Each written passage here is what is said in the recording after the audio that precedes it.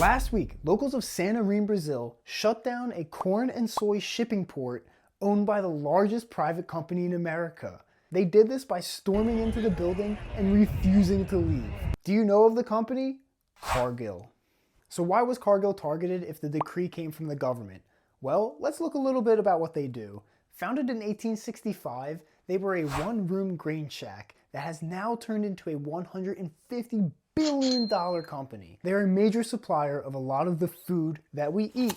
Since the inception, it has almost been entirely family owned, producing over 14 individual billionaires from its dynasty. You can adopt me now. They are a part of the 4 giant but largely unknown companies of the world food supply chain, collectively owning 90% of the grain trade globally. Cargill itself owns 70% of Santarém's exports. That's 5.5 million tons of grain each year. And even though a lot of this food goes into our bellies, it comes at a cost.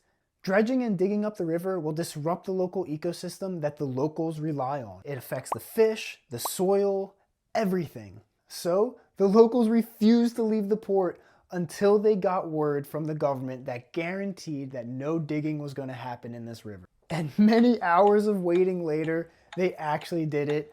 There will not be any more digging for this Amazon River. Coming from someone who's trying to develop land efficacy models, this is a great sign that people want technology that works with the environment and is not just trying to force its way to get one product out as fast as possible. This win in Brazil proves that the future of food is in our hands, not just the industrial giants. That is why